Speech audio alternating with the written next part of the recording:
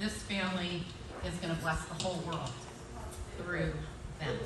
So Abraham was promised a son, and Abraham and his wife waited and waited and waited and waited, and they tried to do their own thing about getting a son, and finally the promised son Isaac came.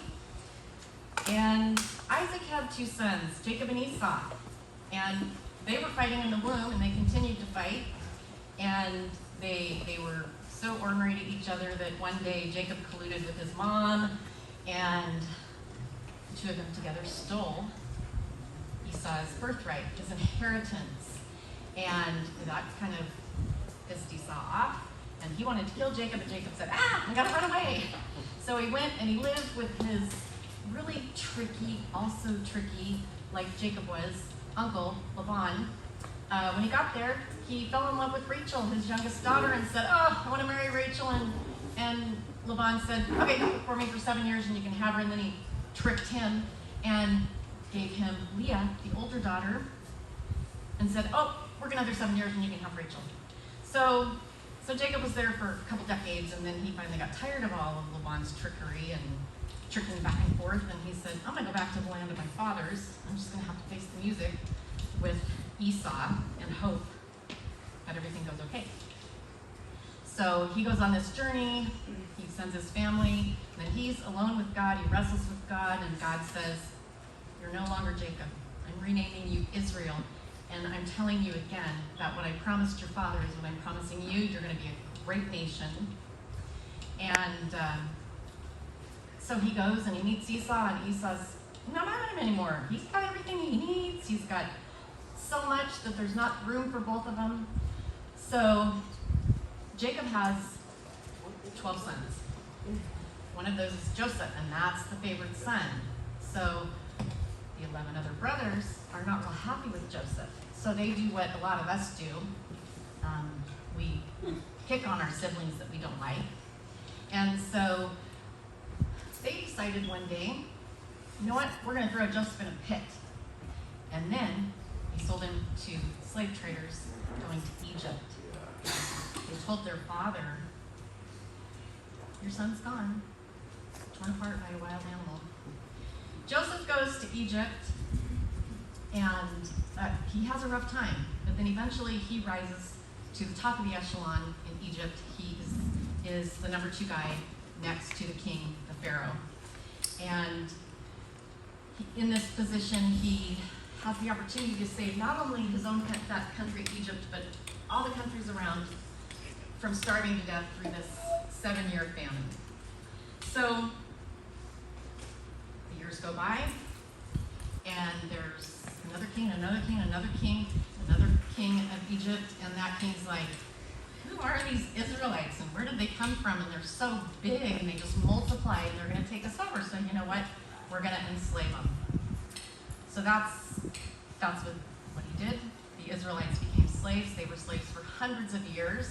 They called out to God, and God said, okay, I'm going to send this guy Moses, and he's going to rescue you. So Moses goes, and that brings us to Exodus, the second book in the Bible. And Moses goes, there's plagues and all kinds of crazy stuff that happens, but God leads Moses and takes the Israelites out of Egypt. They're no longer slaves.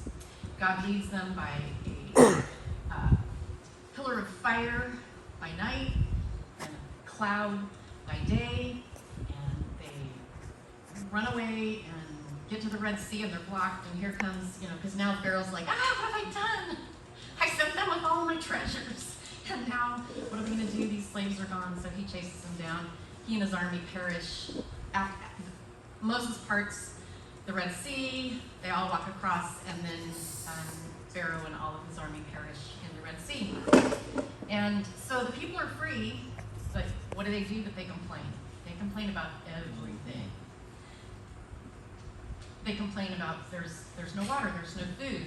We want meat. So God says, he gives them water, he gives them food, and he gives them meat. He says, I'm giving you so much meat, you're going to vomit it out through your nostrils, which is really gross. Then we get to Leviticus, and God knew that these people